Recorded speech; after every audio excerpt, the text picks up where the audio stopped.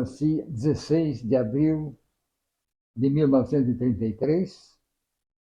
Sou do Sanguense, mas também tenho um umbigo deixado lá no Caeté. Caeté, para mim, é a cidade natal, né? Nasci num sábado, aleluia. Nasceu aleluia, foi, né, interessante. E a minha vida foi praticamente aqui em Uruçanga. Estudei no colégio Barão, foi a última vez que eu saí. Foi do colégio em 1951, terminei a formatura. Depois a vida foi mais comércio e, enfim, fiz N coisas pela vida, assim. Mas eu sempre fui comunitário. Minha vida foi sempre na comunidade, envolvido em coisas que não dependessem de dinheiro, lidar com dinheiro, essas coisas assim, né? A Pai, Lions, Clube do Paraíso, Coral, enfim. Isso aí foi assim a minha vida. Já fiz muita coisa, assim. Joguei futebol no Sanga, ajudei a quebrar o milharal lá do campo, para fazer o campo novo, que antes não tinha. Música, Tiribiribim, a banda Zé Ilbas, que a gente tocou por aí tudo, tem uns amigos ainda que estão aí. Hoje fazem parte do Tiribiribim, agora estão fazendo a gente voltar para recordar o tempo de 20 anos atrás. Zé Ilbas, então, significa o quê? Zé Ilbert, Hilbert, do Hilbert, do Bruno, Bruno Hilbert. E o Batz era uma metade do sobrenome Batista. Então, aí ficou no significado disso aí em inglês, morcego da colina, foi. Samba, foxtrot, bolero muito. Valsa, tudo. Eu tenho até Era devo ter até o famoso na roteiro ali época. ainda. Aquele Biribim veio porque nós tínhamos daquele, como é que eu posso dizer, a música, assim, ainda muito recente. E aí apareceu o Vitor Bianco, que hoje mora em Orleans. Vitor Bianco veio morar aqui, em Sanga. E ele tocava muito bem acordeão, aliás, toca ainda. E aquilo ali me levou, eu me lembro bem, vamos fazer um negócio aqui para nós se divertir um pouco ali. É envolvido também, né, porque a gente fala um dialeto e o pessoal que puxava muito isso aí também na época. Fizemos o Tiribiribim. Eu sou natural de Uruçanga. Nasci no dia 2 de agosto de 1936. E desde o meu nascimento eu fui consagrada a Nossa Senhora.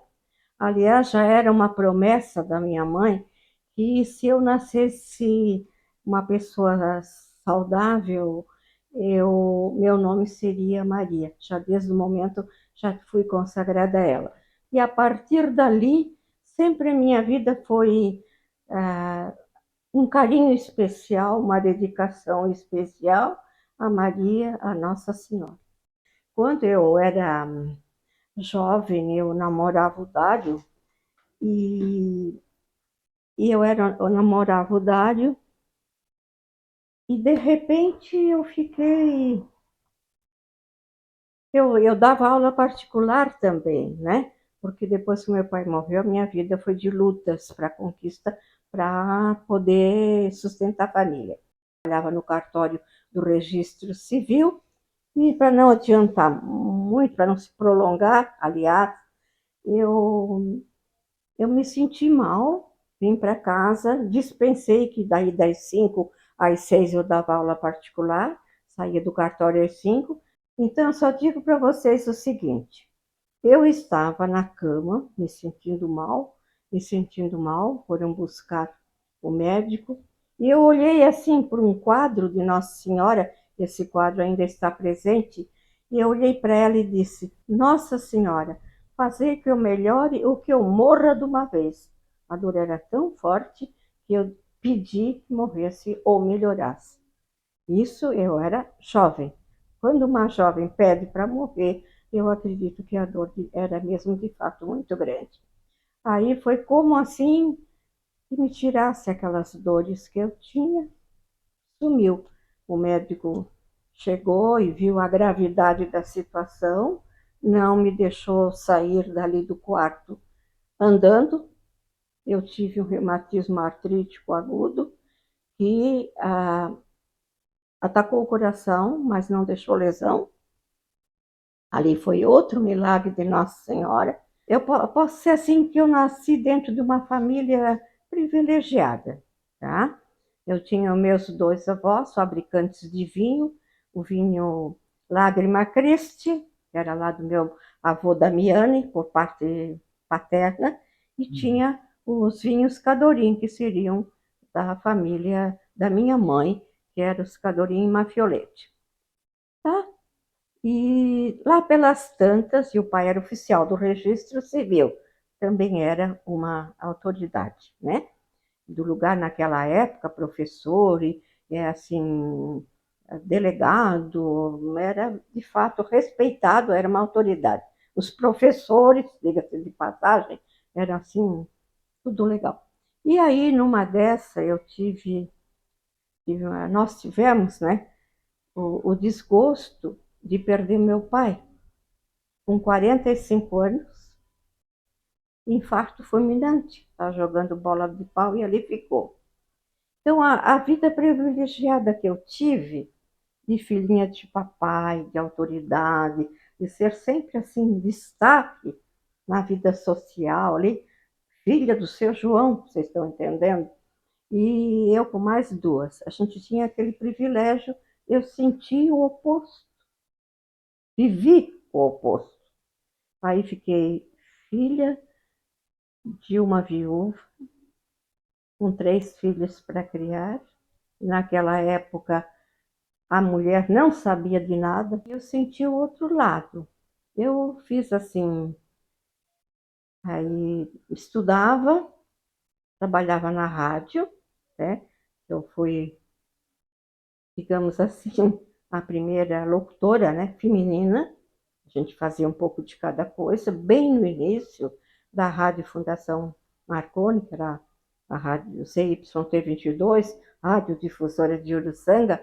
Então, eu e depois veio mais algumas. E o Padre Janor gostava muito de trabalhar com mulheres. Ele disse que as mulheres eram mais dinâmicas e tomavam mais iniciativa. E aí, eu entrei, fazia, às vezes quebrava o galho dos programas do padre, porque a escola do Caetano agora ela é estadual, mas ela iniciou municipal. E os primeiros professores da escola municipal foi eu e a dona Senhorinha Mafra, já falecida. Eu dava para primeiro e terceiro, e a dona Senhoria dava para segundo e quarto, 4 anos. Então, nós começamos a escola na estação. Aí eu fui o quê? Indicada para o Rio América, parece. Aí eu já ganhava mais, não era escola municipal. Dei aula no Rio América Alto também, fiquei lá. Aí nessa época, eu ia namorar o Dário, e o Dário ia de bicicleta me visitar. Porque a gente não lá, eu ia para cima na segunda, né, às 11 horas, eu dava aula à tarde, e voltava no sábado, porque sábado de manhã ainda tinha aula. Os professores davam aula, sábado de manhã se dava aula. E aí eu vinha e ficava a semana toda, né? A gente já namorava ele e tal. Aí às vezes ele pegava a bicicleta e ia me ver lá no Rio América.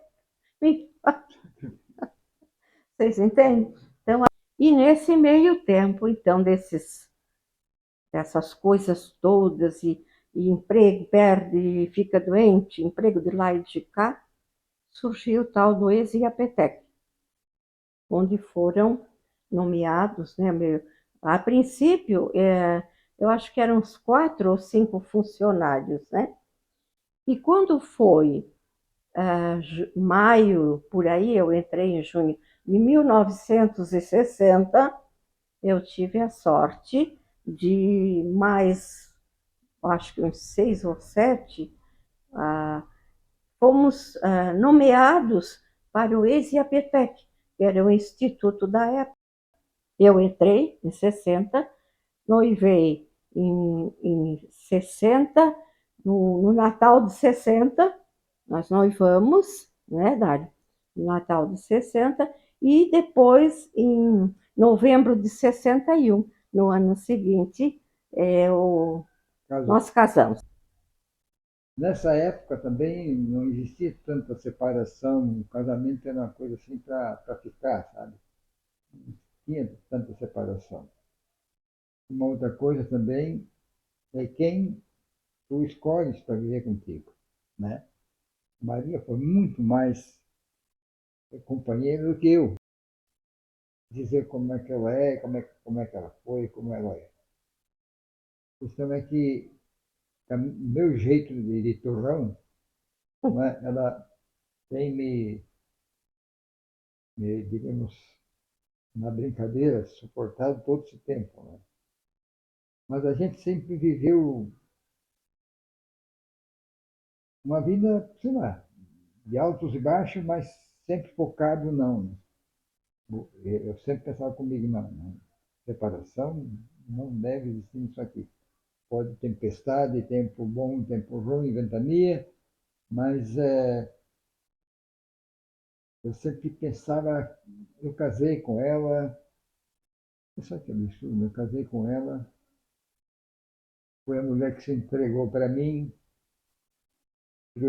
teve os filhos que eu tive. Não seria agora, depois de tudo isso aí, abandonar aquela mulher que a gente passou tanto tempo bom de sacrifício e ela não merecia nada disso aí, eu pensava. Não devo fazer isso aí, porque nós estamos juntos para isso. Porque tu sabe que quando tu estás envolvido, na época de solteiro ou mais ainda, envolvido como eu fui, né? Comércio, banda, política, candidato, vice-prefeito, com tudo que tu faz assim, tu estás sujeito a vacilos, né? Como é que eu posso dizer? De falta de prudência nas coisas, cuidado, não faz isso. Aí o mundo te leva para esse tipo de coisa, porque companhias, enfim. Isso aí, para mim, foi muita coisa assim que eu fiz, né? Mas a companheira estava ali comigo. Então, ela foi assim, foi e é ainda, né? Uma mulher que eu digo assim, o homem feliz é aquele que tem uma mulher virtuosa. E esse caso é o meu, entendeu?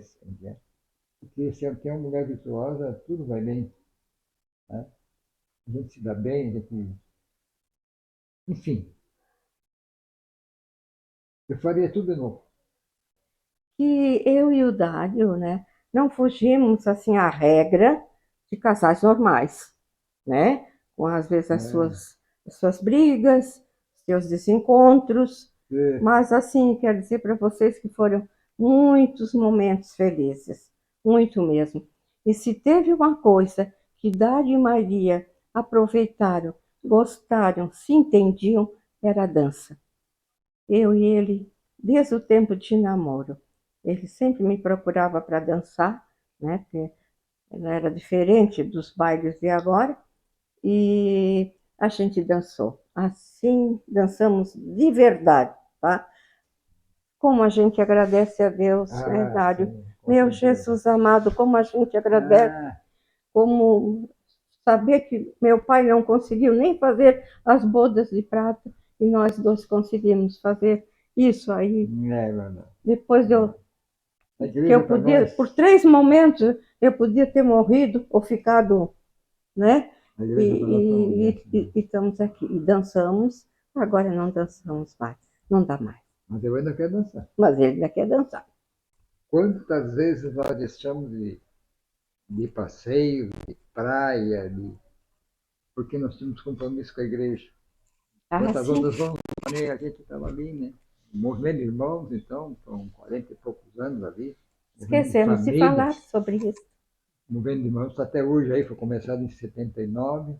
Tem que ir um lugar onde tu encontre pessoas que tu possa conversar, te agrega conhecimento, que tu pode crescer junto, que tu possa dizer alguma coisa que a pessoa também cresça, não é? Eu penso assim, que senão coisas boas assim tu tem que doar para a tua comunidade, para as pessoas, procurar fazer o bem, né? Então, ser benquisto, honesto, assim, nas tuas coisas, nos teus compromissos. Eu acho que é por aí. Ser exemplo, né? Para fazer o bem, não é fácil. Agora, tu tem que viver de uma maneira livre, assim, né? Principalmente na igreja, tá com o coração aliviado. Na igreja, tu vai falar, fala com as pessoas assim, tu tens condições de levar uma palavra de alento ao cidadão, de suportar as coisas, enfim, tu cria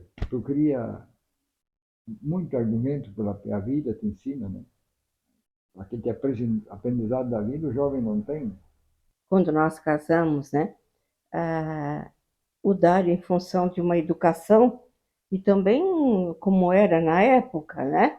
Machista, a gente, eu senti na carne, assim, o machismo, né? E por quê? Porque a família de todo o homem tinha sido educado para ser homem, e a mulher para ser aquela pessoa submissa de fazer isso, de fazer aquilo, não pode isso, não pode aquilo. Só para vocês terem uma ideia, que até o Dário comentou ontem, na sociedade recreativa Uruçanga não entrava o negro e não entrava a mulher separada. Se você se separasse do seu marido, você era uma pessoa discriminada. Não era o marido que era a gente, as mulheres, né? Então havia. Você veja bem, Deus o livre, o homem pegar, fazer o almoço e a mulher ficar sentada, qualquer coisa assim. Quando você ganhava a criança, a gente é que ficava, que cuidava, tudo, a mulher. E tinha mais essa. Deus o livre, eu sentia isso no Dário também, que dissesse, não, o Dário tá com avental, por exemplo, lavando a louça, né? Isso seria mandado pela mulher.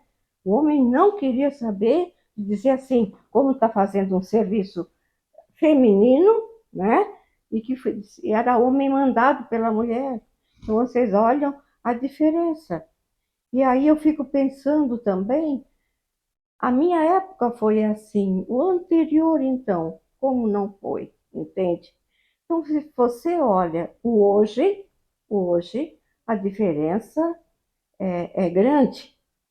É claro que ainda não é o ideal, porque veja bem, essas coisas que os homens, né, hoje em dia, como a gente vê, né, meu Deus, as pessoas agredindo, matando as mulheres, se separou, ele já vai para cima disso. Aconteceu agora essa semana também, por aqui por perto, né? Uma agressão e eu acho que até morreu, sei lá, mataram. Então vocês vejam como ele ainda, eu vejo para mim isso aí ainda uma situação de machismo. Não quer dizer que todas as mulheres sejam vítimas, não é assim? Não, não, não é bem assim também, né? Mas ainda existe assim, o homem quando está vivendo casou, sei lá, ele ainda às vezes quer se impor aos seus desejos, quer mais que ela mude alguma coisa e não ele, entendeu? Não, não é fácil, porque você tem que renunciar a alguma coisa. E o marido também tem que entender que ele também tem que renunciar a alguma coisa em favor daquilo, se os dois não têm os mesmos gostos, né? Se as diferenças são grandes, então viver assim, como é que eu quero dizer, com muitas diferenças, requer de ti, às vezes até um sacrifício e muito diálogo. Eu acho que a pessoa tem que abrir o jogo, tá? Tem que abrir o jogo. São Paulo, sabe? Vejo São Paulo porque São Paulo foi um grande perseguidor da igreja, perseguidor ferrenho da igreja. E aconteceu alguma coisa com ele, e o Cristo disse: Saulo, Saulo, por que me persegues? E São Paulo é hoje, né? É o santo mais citado na Bíblia. Já visto as cartas que fez, que deixou, a renúncia dele de todas as coisas, deixou de ser aquele opositor da igreja, de fazer o que fez, para ser um lutador a favor a essa igreja. Então foi um ato assim de, para mim, de nobreza, né? De tudo que se pode achar numa pessoa, do jeito que ele era, diríamos assim, um cara benquisto, um cara líder, num lado do partido, depois ele muda para o outro lado assim, diz assim, o que está acontecendo aqui, né? E ele foi, apesar de tudo que sofreu, assim, ele disse, não, o caminho que eu tomei é esse que eu tenho agora. E às vezes a gente não tem coragem, né? Não tem coragem de fazer esse tipo de coisa na vida. Então, São Paulo, para mim, foi um exemplo muito forte. Para mim, não, né? Para toda a igreja, no caso. Eu tenho uma admiração muito grande pela irmã Dulce. A irmã Dulce, eu acho assim que, nossa Senhora, que dedicação, né? O que eu lembro, assim, Dom Helder Câmara também, aquela bondade, aquilo ali. E também vejo, assim, ó, no Monsenhor Agenor. Vamos deixar, assim, as coisitas negativas, porque santo ninguém é, né? Só o Todo-Poderoso. Aquilo que foi menos bom, se você olhar tudo o que foi bom, o que ele começou aqui em Uruçanga, você dá a mão ao palmatório. Esquece o que não foi bom e releva tudo aquilo que ele conseguiu, né, aqui para Uruçanga. Eu digo para vocês que a gente tem que continuar prestando homenagens a ele, sim, tá? Porque olha que ele fez muita coisa. Uma das vezes que eu fui visitar o Monsenhor, lá naquela casa lá em cima, perto do Paraíso, ele estava lá acamado, já há muito tempo acamado. Já estava até meio que, depois daquilo aí, não ficou mais aqui com a gente. Então a gente conhecia a vida dele, sabe? Pessoa intelectual, inteligente, assim, orador excepcional, acho, um dos maiores oradores que Santa Catarina teve. Antes era o Córdoba, depois o Monsenhor era, qualquer lugar que ele ia, ele começava a falar nessa paredezinha aí, daí a pouco estava vendo, ele estava puxando a orelha em todo mundo, que nem sentia, do jeito que ele tinha. Então ele estava adoentado e eu disse, vou fazer uma visita para ele. Porque eu tinha decorado uma poesia, eu disse, eu vou lá. Chegou lá, ele estava acordado, a sobrinha dele estava do lado, me atendeu ali. Não, ele está aqui, deitado ali. Vai, pai, tudo bem? Tudo bem. Ô, Batista, ele disse. Que é o amigo do pai, Batista, né? Conversei um pouco com ele e disse, fazendo, eu vou uma poesia assim que tem muito a ver com o senhor. Pode escutar? Posso? Essa poesia, não sei se ela pode sair agora. É curtinha, mas tentar falar para vocês que é interessante. Dizia assim, repousar não cogito. Repousar que ele queria dizer morrer, né? Tenho brio em confeitar com rimas o meu cansaço. E acendo tantas luzes no que faço que até pareço um fósforo bravio. Quando estou acendendo a cabecinha do fósforo,